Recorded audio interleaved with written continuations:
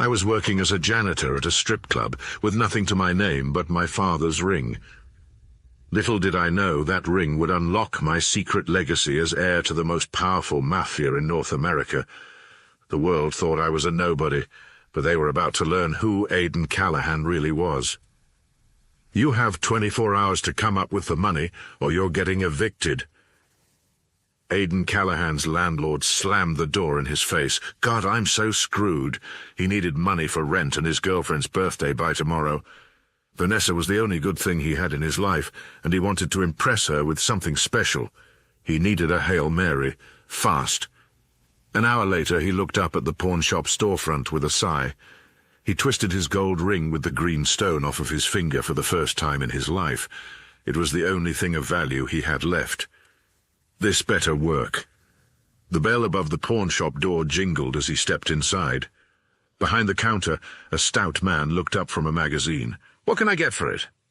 Aiden placed the ring gently on the glass. The man's eyes fell on the ring and he slowly stood upright, eyes narrowing. "Where the hell did you get that?" he demanded. "Is it worth something?" Aiden asked, looking at the clock. He was running out of time. Suddenly, the shopkeeper had a gun pointed at Aiden.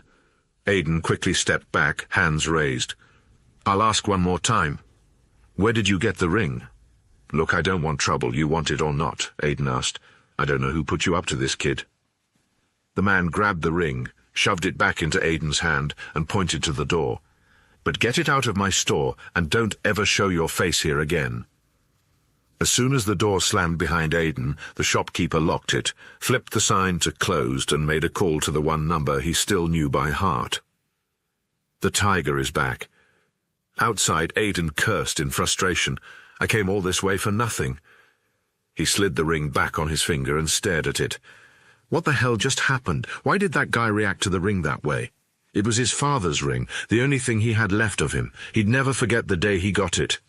"Run, Aiden! Hurry, son! Get out of here, or these people will kill you too!" Samuel groaned, clutching the bullet wound in his leg. His 5-year-old son, Aiden, just stood there, looking down at his father writhing on the ground in pain. "No, Dad, I'm not leaving you here."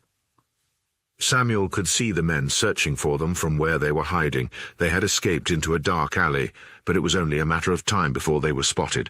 "Come on, Tiger, don't be stubborn. You've got a long life ahead of you. Don't waste it on a dying old man. Just go." Samuel slid a gold ring with a bright green gemstone off his finger and handed it to Aiden. "Take good care of this for me, okay?" Aiden nodded and squeezed the ring tightly in his small fist.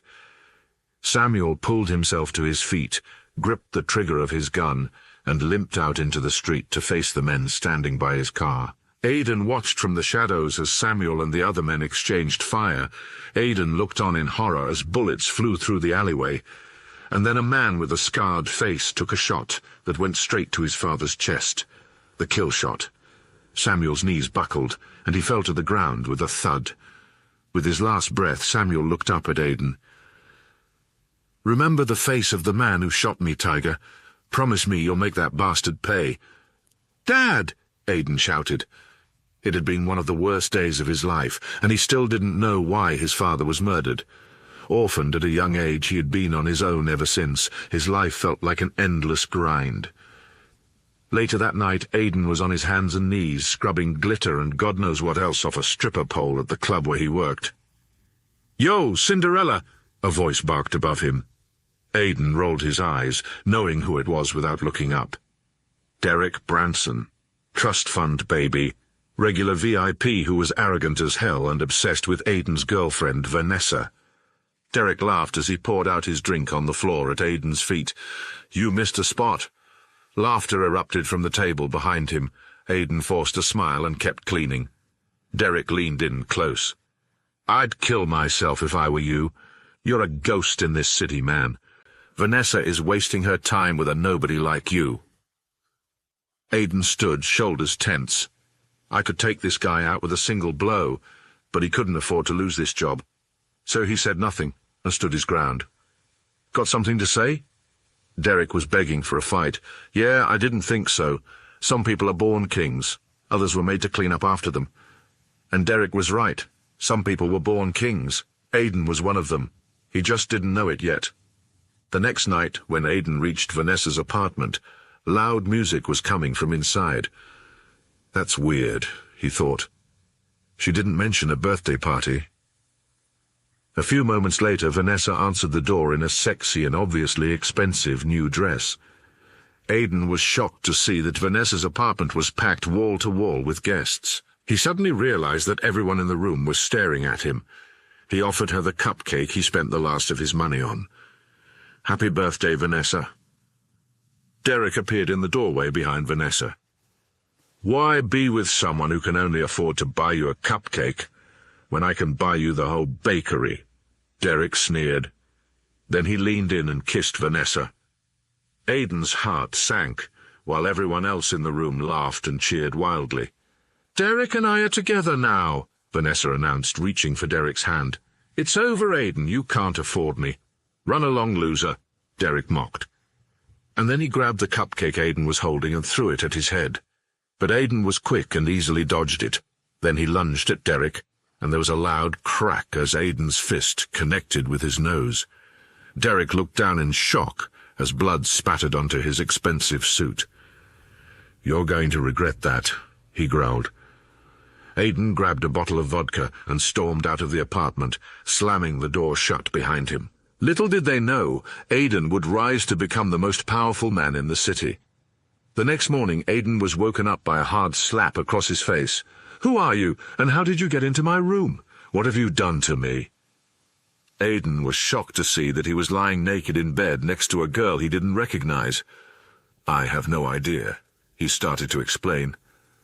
Suddenly, the door to the hotel room burst open, and Harvey Stone stormed in, followed by Shane Stone, Ava's brother. It's not what it looks like, Grandpa. Please let me explain, Ava begged him. Harvey shook his head, his eyes dark with anger. You know very well what my rules are, and what happens when you break them. I was taking a big risk tapping you to be the first female CEO of Stone Co. Your behavior is unacceptable, and I expect you to withdraw your candidacy immediately. I don't remember anything, Ava stammered. Aiden shook his head. Neither do I. Exactly, Harvey exclaimed. You knew exactly what the stakes were, yet you chose to do this anyway. There are no exceptions, unless... Harvey stroked his chin thoughtfully. What is it, Grandpa? Tell me. I'll do whatever you want, Ava pleaded. Harvey pointed at Aiden. Marry him, and I'll let you keep your shares and stay in the running for CEO. It's the only way to save your reputation. Don't I get any say in the matter? I'm the one who will have to spend the rest of my life with him. Of course you do, but if you say no, you're out of the running for CEO, and your shares in the company will go to Shane. It's that simple. Shane smiled maliciously, all too pleased with the turn of events. Ava huffed. Fine, I'll marry him. Wise decision. Do you agree, son? Ava looked at Aiden with pleading eyes. I don't know what happened last night, but I don't want to ruin this woman's life, Aiden thought. Besides, Ava is beautiful, and the Stones seem to be very rich. How bad could it be? I'll marry her, Aiden agreed. Harvey nodded. There's a big party at Cyrus's place tonight. Bring him there and announce your engagement. Do not disappoint me again, Ava. Later that night, Aiden and Ava sat in the back of a black car in silence on the way to the party. Aiden nervously fidgeted with the ring on his finger, rotating it in circles. Take that ring off before we go in, Ava said suddenly. It's ugly. Aiden shook his head. This ring is very important to me. I can't take it off. It was all he had left of his father. The only time I ever took it off, I got a gun pulled on me. Not doing that again. Ava rolled her eyes and didn't speak to Aiden again for the rest of the trip. As soon as they arrived at Cyrus's house, Aiden noticed that men carrying semi-automatic weapons were patrolling the grounds and flanking the entrance. What the hell, he wondered. Is Ava's family tied to the mob? He followed Ava into the house and was starstruck when he saw Ben Jameson across the room. Oh my God, he's my idol. He was one of the wealthiest, most powerful men in the city. A real estate mogul and finance genius, the man was a Chicago god. And then he heard a voice that made him want to punch a wall. Hey, what are you doing here, loser? It was Derek, Vanessa's new boyfriend. Want me to give you a fresh reminder of what happened last time? Aiden threatened. Derek got into a fighting stance. You got lucky. This time I'm ready for you. Suddenly, a well-dressed man appeared. What the hell is going on here? This man snuck into your party, Cyrus, Derek replied. Cyrus looked Aiden up and down. Suddenly he noticed Aiden's ring, and his expression immediately changed. Come with me, he told Aiden. Aiden looked around and realized he didn't have a choice. He followed Cyrus. Derek was smirking as he watched Aiden go. Thanks for taking out the trash, Cyrus. Ava watched nervously as Aiden disappeared into Cyrus's office. Can I see that ring you're wearing? Cyrus asked Aiden as soon as they were alone. Aiden covered the ring with his hand protectively. Why? What is going on with this ring? People are either obsessed with it or want nothing to do with it. Don't worry, I'm not going to steal it. I just want to see something, please. Aiden finally took off the ring and handed it to Cyrus, who studied it carefully. When Cyrus saw the T inscribed on the inside of the ring, his mouth fell open. Tiger, it's you. It's really you, he shouted. Aiden was in shock. The only other person who had ever called him Tiger was his father. But how could Cyrus know that? Aiden wondered. I can't believe we finally found you. I have been looking for you for years. 18 years, to be exact, Cyrus exclaimed. Did you know my father? Aiden managed to sputter, his heart pounding in his chest. I didn't just know your father. We were business partners. Cyrus pointed to a picture of 3 men hanging on the wall. The 3 of us built a business empire together worth billions of dollars. In the photo, Aiden's father, Samuel, was standing next to a younger version of Cyrus and a third man with a large scar on his face that Aiden didn't recognize, at least not at first. Why does that other man look so familiar, Aiden wondered, fixated on the man's scar. He heard his father's voice. Remember the face of the man who shot me, Tiger. Promise me you'll make that bastard pay. Suddenly it all came back to him. The man with the scar looked exactly like the man from his memory. That's the man who killed my dad. There on the wall was the man who betrayed Samuel and killed him in cold blood. No, it can't be.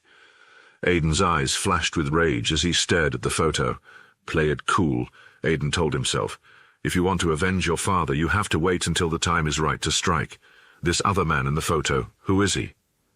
That's Raymond Castor. He was a business partner of mine and your father's. Together the 3 of us ran the Tiger Group. Cyrus explained. What's the Tiger Group? The Tiger Group is the most powerful mafia syndicate in Chicago, and it all belongs to you now. It's your father's legacy and your inheritance. Aiden was unable to believe what he was hearing. My father ran the mafia. Cyrus nodded. The Tiger Group made Chicago what it is. We're the ones who control this city behind the scenes, the politicians, the police, the newspapers, all of it. Sure, we may use some less than desirable means from time to time, but Chicago is built on corruption. If we weren't running things, some other gang would be. Ultimately, we make this town better, and we have a duty to keep it that way. It's up to you now. Me? Aiden stammered. I'm just a delivery boy, an orphan. Cyrus clutched Aiden by the shoulders. Wrong. You're the son of a mafia kingpin, one of the greatest that ever lived. It's in your blood. Listen to me closely, Aiden. We can't let the Tiger Group fall into the wrong hands. We'll lose everything your father worked so hard for. Cyrus released his grip on Aiden, pacing back and forth. When your father died, Raymond took over operations. Then, before he passed away, he handed control down to his son, Maximilian Castor. Max is in charge now, but you should be in control. It was your father's last wish. Aiden looked into Cyrus's eyes. Do you have any idea who killed my father? No, sadly I don't, but one day we'll find out. Aiden's mind began to race. Raymond could have killed my father to seize control. He began to wonder if he should tell Cyrus about this. No, I just met this Cyrus guy. Who knows if I can trust him? For all I know, he was in on betraying my father too. He decided to hold back and keep his memories a secret for now. Cyrus interrupted Aiden's train of thought. Our biggest worry is Dominic Grayson, the boss of a rival mafia organization that's as powerful as we are. We also believe there's a spy lurking within the Tiger Group. Aiden furrowed his brow. A spy? Cyrus nodded. We're working on trying to figure out who it is, but in the meantime, you need to watch out for Dominic and his men. Chances are he's hunting you down, looking for you. If you're alive, that's a threat to Dominic and his organization. Suddenly, Cyrus checked the time on his watch. It's dangerous for us to keep talking like this. He pulled out a thick stack of bills, forcing them into Aiden's hand. Take this. You'll need it. Max is out of town right now, but once he's back, we can discuss how to get you back in charge where you belong. For now, you should keep your identity a secret until we figure out who the mole is and decide on our next move. Why the secrecy? Can I really trust this guy? This is your legacy. It's time to take back what's yours. Cyrus ushered him to the door to the office. Promise me for now you'll lay low. If I'm going to get to the bottom of why my father was murdered, it's better to keep my identity hidden. For now, and then I'll have my revenge on everyone who treated me like I was dirt. Aiden nodded. Good. I'll be in contact soon. No, Dad, I'm not leaving you here. That night, Aiden found himself back in the dark alley where his father, Samuel, was killed. He watched as his father pulled himself to his feet, raising his gun to fire at the men standing by his car. As Aiden watched his dad limp away, the distorted and blurred faces of the men attacking his father grew clearer. Suddenly, Aiden's vision came into sharp focus. A man with a big scar running down the center of his face fired a gun right at Samuel. No! Aiden cried out. Aiden woke up, once again drenched in sweat. He relived the nightmare of his father's death every single night. Although this time he knew the name of the man with the scar, Raymond Caster. Aiden was trying to piece everything together. Could Raymond really be the one who killed my father? Aiden wiped the sweat from his brow, and then he saw the time. Shit, I'm totally screwed. Sorry, I'm late. I'm here. Aiden called out as he hurried through the front door where he worked. I overslept. Before he could even take 2 steps inside, Eric, Aiden's co-worker, blocked his path. Don't worry, I already took the liberty of telling the boss for you. He wants to see you in his office. Aiden groaned. Thanks a lot, Eric. He slumped his shoulders and headed to the back room. When Aiden walked in, his boss, a large, imposing man with a thick beard, leaned back in his chair, grimacing. Where have you been? He grumbled. I'm sorry, sir. I got caught up in something. I can't tell my boss the truth. I have to keep my identity a secret. That's your best excuse. Aiden's boss folded his arms. Do you have any idea how behind we are on deliveries because of you? And now you have the nerve to just waltz in here like nothing happened? I'm sorry, it won't happen again. Aiden's boss stood up and pointed at the door. Oh, I know it won't happen again because you're fired. Get out. Aiden's jaw dropped. Fired? I can't be fired. I need this job. If this guy had any idea who he was firing right now. Are you going to leave quietly, or do I need to ask my friends here to help? Aiden spotted 2 tough-looking guys standing outside of his boss's office. Okay, fine, I'll go, but you owe me the rest of my pay for last week. Aiden's boss laughed. Oh, is that so? He snapped his fingers. Guys, show Aiden here to the curb. Without hesitating, the 2 hired thugs started for Aiden. Without even thinking, Aiden's instincts took over. He grabbed one of the thug's arms and pulled it toward the ground, throwing him off balance and causing him to trip over his own body weight. Seeing this, the other thug charged at Aiden, but Aiden threw a punch, knocking the other thug's teeth out. The thug fell straight back, landing on the ground with a solid thud. That's right, I'm the Tiger, boys. You really thought you could take on the future of the Mafia? In the blink of an eye, both thugs were lying unconscious on the ground. Aiden's boss trembled in fear. Okay, fine. Aiden's boss scribbled on a check on his desk. Here's what I owe you for last week. Now, will you just get out of here? Aiden smirked as he took the check. Sure thing, boss. Thanks for everything. Looks like my days as a delivery boy are over. Later that night, Aiden's phone rang. The words unknown number flashed across the screen. Hello? Aiden, it's me, Cyrus. The corners of Aiden's mouth curled into a smile. Cyrus? I was beginning to think last night was just a dream. I assure you, Aiden, this is no dream. There's someone I want you to meet. He's going to help you become the Tiger. Cyrus explained. "His name is Ben Jameson." "Ben Jameson, like the Ben Jameson?" Aiden's breath caught in his throat. "The one and only," Aiden scoffed. "He's one of the most successful entrepreneurs of the last decade. He owns half the real estate in the city. No one gets elected in this town without his backing. The man is a Chicago legend." "Well now, he works for you, Aiden." "What? Ben Jameson works for me?" "That's right. Jameson is one of our key contacts in the Tiger Group, and he can help you take back what's rightfully yours. But heads up, Ben won't take orders from you without a little persuading. Meet us at the Sapphire Club tonight." The Sapphire Club is one of the most exclusive clubs in Chicago. "They'll never let me in the front door, Cyrus," Aiden said, gripping his phone tightly. "Don't be ridiculous." Cyrus chuckled. "I own that club. You'll have no trouble getting in. Besides, you're the Tiger now. You're the most powerful boss in Chicago." "But I'm not the boss yet," Aiden reminded him. "Not officially, that's true, but once you get Ben Jameson on board, you'll be one step closer to reclaiming your legacy and getting the Tiger Group back on track." "Good point. I'll be there soon," Aiden replied. Aiden stepped out of the cab in front of the Sapphire Club, paying the driver with some of the bills Cyrus had given him. He took a few steps forward toward the door, but a large bouncer placed his arm in front of him. "Just where do you think you're going, man?" The bouncer towered over Aiden. He was well over 6 feet tall and shredded. "There's a private event tonight. Not just anybody can get in." He looked Aiden up and down. The bouncer started laughing to himself, taking in the sight of Aiden's appearance. "Especially not guys like you." Aiden knew what people saw when they looked at him. He wasn't decked out head to toe in designer labels or flashy accessories. He just looked like a common delivery boy. "Not anymore, tough guy," Aiden thought. "I'm a whole new man now." Aiden sighed. "Look, I'm supposed to meet somebody inside. His name is Cyrus. He owns the place." "Yeah, right, heard that one before," the bouncer snickered. "Beat it, dude, before this gets ugly."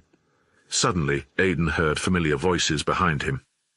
"Hey, look who it is, Vanessa. It's your pathetic boyfriend." "Oh, shut up, Derek. He's not my boyfriend. He's not even my ex-boyfriend. We only went out a few times."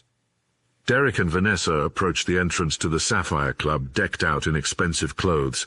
Vanessa wore a tight red dress that showcased all of her curves, while Derek was clad in a bright white sports coat and a gold chain. Aiden felt his hands curling into fists as they got closer. "Sorry, Derek, but the only pathetic person around here is you, you spoiled prick." Derek reeled his head back, laughing hysterically. "Oh, that is too good. You got me. I'm the pathetic one. That is some big talk from a guy who they won't even let inside." Vanessa smirked. "What's gotten into you, Aiden? Are you drunk or something? I've never heard you talk like this before. What's a dipshit like you doing here anyway?" Derek wiped tears from his eyes, still laughing. "Making a delivery?" This time Derek's insult had touched a nerve. "Watch your mouth, douchebag," Aiden snarled, raising his fists. Derek stepped forward, venom in his eyes. "You want to go, you piece of shit? I've been looking for an excuse to finally put you in your place." Aiden sneered. "You think you have what it takes to beat me? Fat chance." "Okay, I've had enough of this," said the bouncer, stepping toward Aiden, cracking his knuckles. "It's time to get out of here, little guy. I can't have you bothering our customers." As the bouncer placed his beefy hand on Aiden's shoulder, an expensive-looking luxury car screeched up to the sidewalk. Cyrus stepped out, followed by a tall man in a custom suit. Ben Jameson. Aiden recognized him immediately. Cyrus stepped up to the bouncer. "Want to tell me what the hell is going on here? This young man is with me. Now move aside." The bouncer quickly did as he was told. Aiden turned around to look at Vanessa and Derek as he walked away. Both of their jaws were on the ground. He couldn't help but chuckle. "Oh, and one more thing," Cyrus said, turning back toward the bouncer. "You're fired, effective immediately." Inside, the Sapphire Club was packed. Hundreds of the most attractive nightlifers in Chicago crowded the dance floor. "Wow, this place is amazing." Aiden took in the sights, feeling the pulse of the music in his veins. Cyrus led Aiden and Ben to a private corner booth, obscured from the view of the other clubgoers. Cyrus snapped his fingers. As soon as he did, a bartender appeared. We'll have a bottle of the private reserve champagne. Right away, sir. Welcome, Mr. Jameson. The bartender scurried away, frantic. Within seconds the bottle appeared before them, engraved with the Sapphire Club logo. The bartender poured each of them a glass and then hurried away once again. Cyrus turned to Aiden. "Well, go ahead, this is your show now." Aiden turned to face Ben. "Mr. Jameson, it's so great to finally meet you in person. I've heard a lot about you. My name is Aiden Callahan. I'm the Tiger." Ben furrowed his brow. "You're Samuel's son?"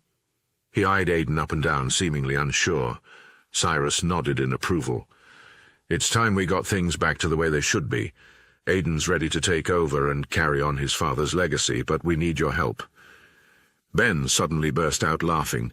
Cyrus and Aiden both furrowed their brows. I'm sorry for laughing. It's just—" Ben took a quick sip of his champagne. "You think you can just walk in here and say that you're the Tiger? Why should I take your word for it?"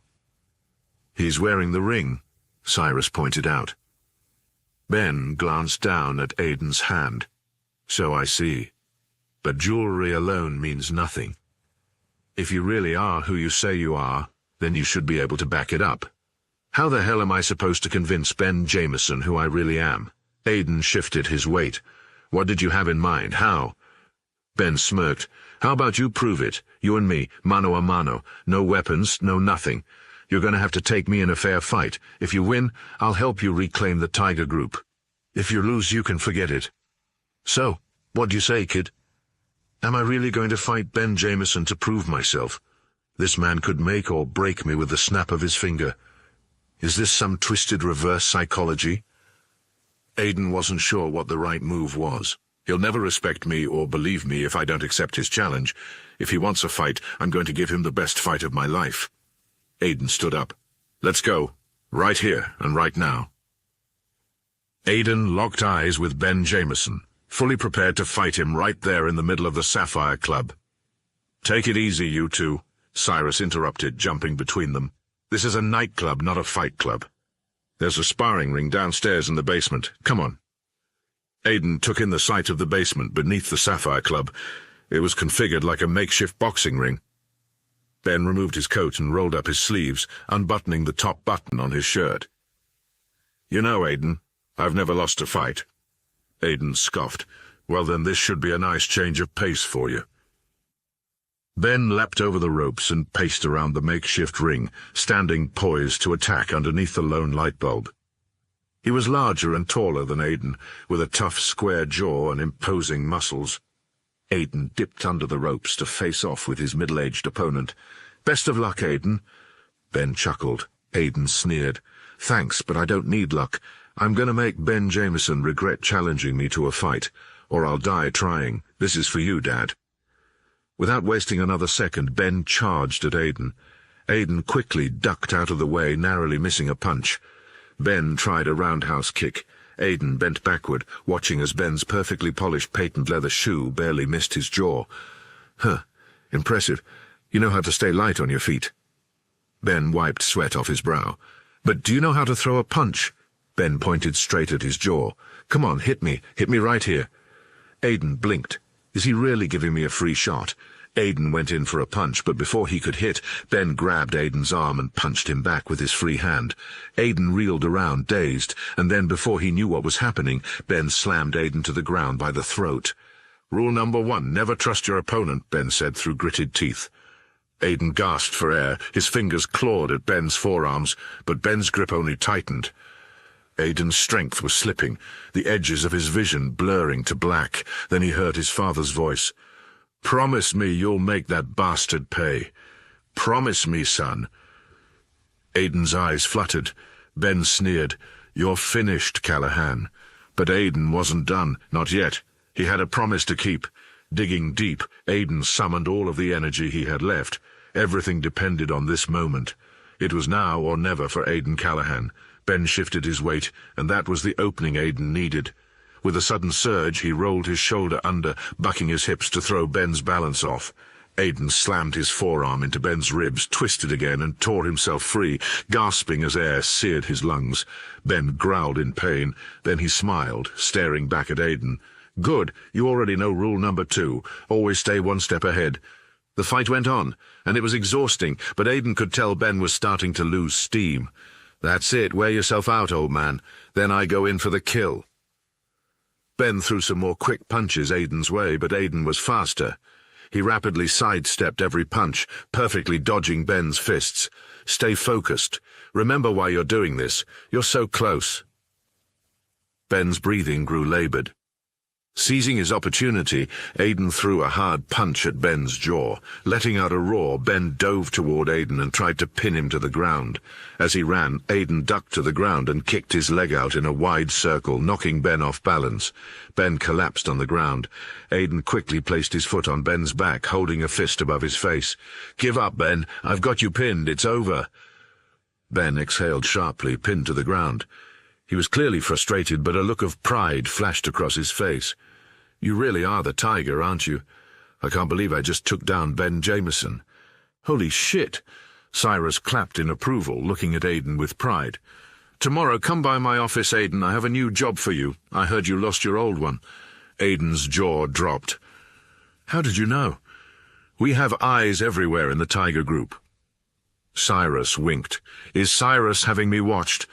Aiden couldn't shake the doubt from his mind all night, but that didn't stop him from going to Shaw Industries for his new job the next morning. "Well, well, well, look who's here." Aiden heard a familiar voice and turned to see Ava's brother Shane and his cronies walking toward him. "I almost didn't recognize you with clothes on," Shane said sarcastically. "What are you doing here, delivering bagels?" His henchman snickered. Aiden was fuming. "Get out of my way." "Where do you think you're going?" Shane said, blocking his path. Shane's men formed a line behind him, creating a barricade. "Let me give you some friendly advice," Shane said to Aiden in a low voice. "You were born a poor loser, and the sooner you accept that, the easier your life is going to be." Just as Aiden was gearing up to punch him in the face, a beautiful woman approached them in a white blouse, black skirt, and heels. "Aiden Callahan?" Aiden cleared his throat. "Yes, that's me." "Come with me, please." Shane and his men couldn't take their eyes off the woman as she walked directly toward them. They stepped aside to let her pass. "Who is this woman, and what does she want with me?" Before he could say anything, the woman put her finger to her lips and signaled him to follow her. Aiden followed the mystery woman inside the building. "Did Cyrus send you to come get me?" Aiden still had no clue who this woman was, but she had helped him get away from Shane and his men without having to start a bloodbath. "You mean Mr. Shaw?" the woman replied as they reached the elevators. "That's what his employees call him. It might do you some good to remember that." "I didn't mean any disrespect," Aiden assured her. "He's an old friend of the family."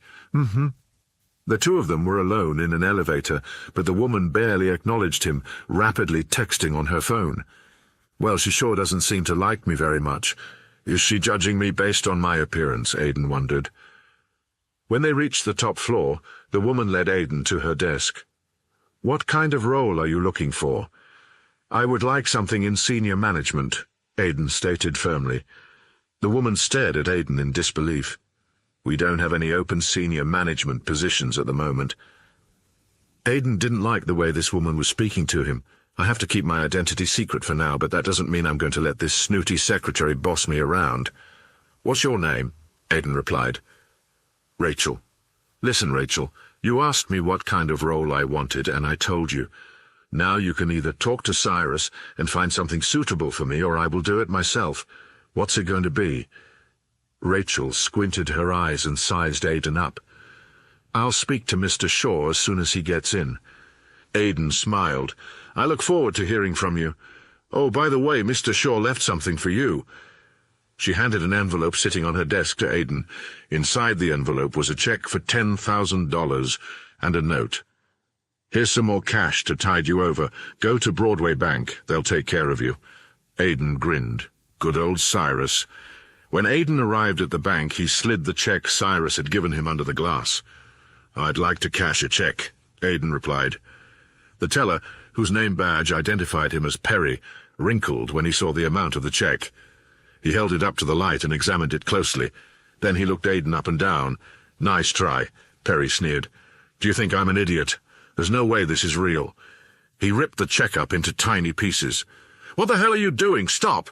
Aiden shouted. Perry ignored him and waved over the security guard. "Get this man out of here. He is trying to cash fake checks. Next time I'm calling the police," he warned Aiden. Security guards surrounded Aiden from all sides. One of them grabbed his shoulder. "Don't touch me!" Aiden pulled free from his grip. "What's going on here?" Aiden heard a familiar deep voice. He turned to see Ben Jameson. The security guards immediately stood at attention. "I'll take care of this from here." Ben gave Aiden a discreet wink. "Follow me." The security guards stepped aside as Aiden followed Ben out of the lobby. Once they were alone, Ben whispered, "This bank is one of yours. It belongs to the Tiger Group. Come on, there's someone I want to introduce you to." When they entered the manager's office, the manager immediately jumped up from his desk. "Ben, what a surprise. I wasn't expecting you today." "Hello, David. Speaking of surprises, do you have any idea who this gentleman is?" David looked Aiden up and down and shook his head. "No idea." Then his eyes caught on Aiden's ring and his mouth fell open. "Oh my God. Are you the Tiger?" Aiden remained silent, not sure how to react. Ben nudged Aiden. "David is one of our captains. You can trust him." Aiden smiled and shook David's hand. David began rattling off questions. "How long have you been back? Where were you all these years? What can I do for you?" "Take it easy, David. No one else can know he's here," Ben warned. "He's operating behind the scenes until Maximilian gets back." David nodded. "Understood. You can't be too careful these days, especially with a spy inside our ranks." Aiden cocked an eyebrow. "You know about the spy?" "Of course, all of the captains know," David explained. "Anyway, now that you're back, please let me know if there's ever anything I can do for you, Tiger." "There is one thing I could use your help with," Aiden replied. Meanwhile, on the other side of Chicago, Dominic Grayson was lounging by a pool wearing nothing but a Speedo, dark sunglasses, and a gold chain around his neck. Two girls in string bikinis snuggled up on either side of him. As he took a sip of his whiskey, one of his men came running out of the house. "Sir, we have just received word that the Tiger has returned," the man whispered. Dominic calmly lit a cigar with a smile. "Having someone on the inside of the Tiger Group is proving very useful," he muttered to himself, and then he threw his head back, laughing deviously. "Who is the spy inside the Tiger Group, and how much have they already revealed?" "What should we do, sir?" the man asked, awaiting orders. Dominic puffed on his cigar thoughtfully.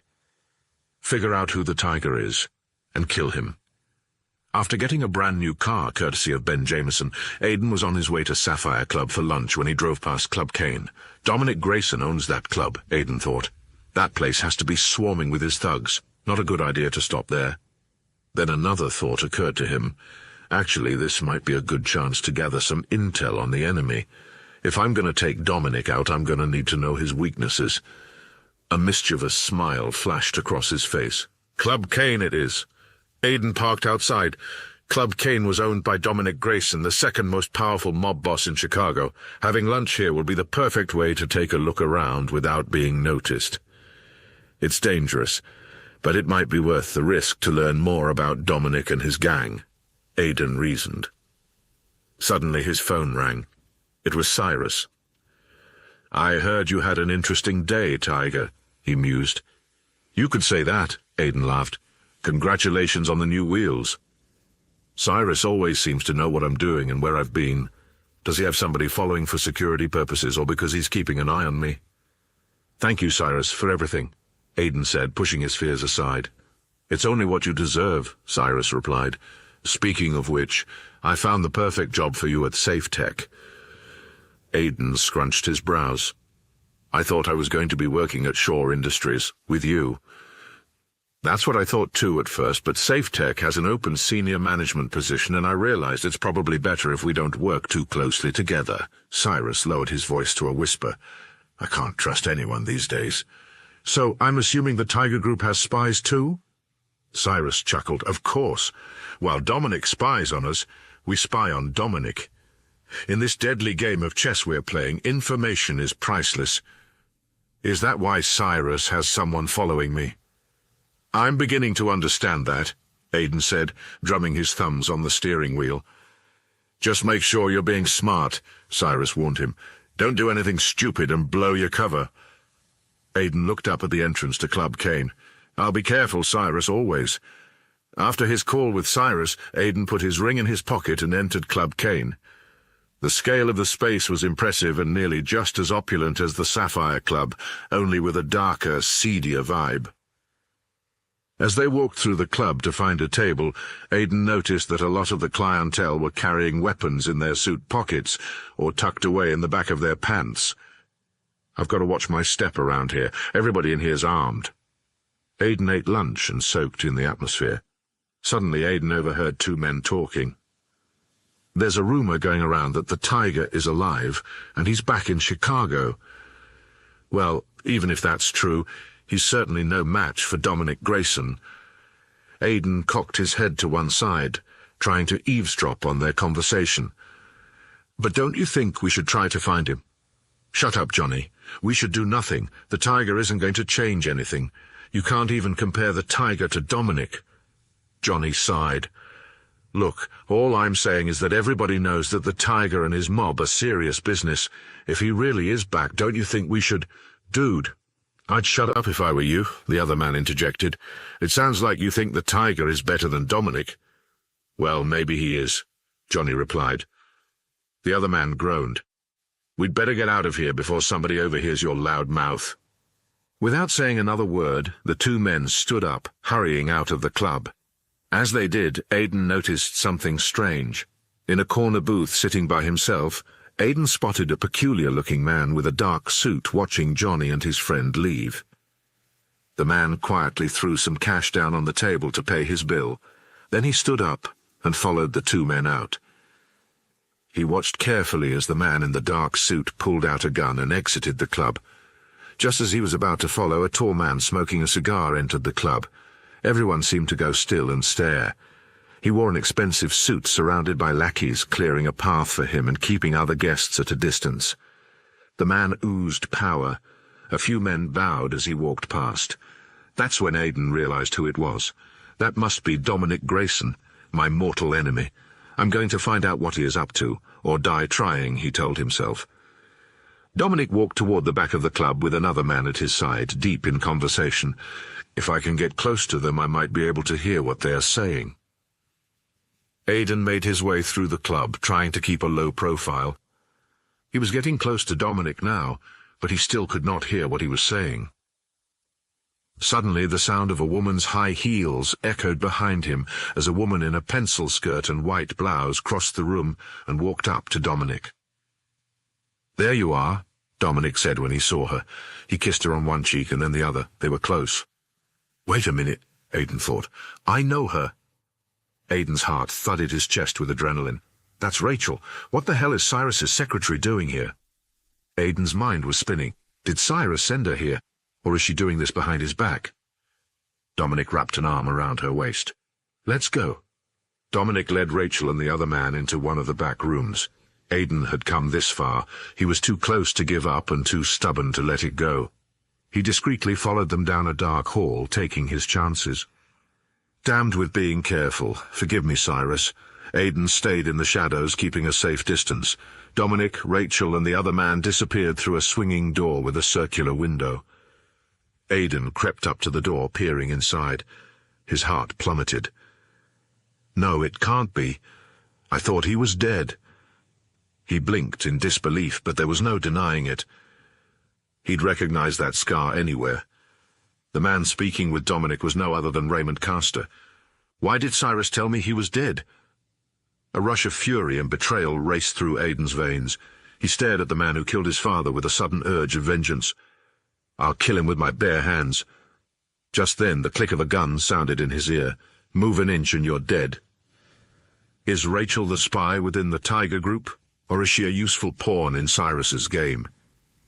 Can Aiden trust Cyrus, or is he being set up just like his father was?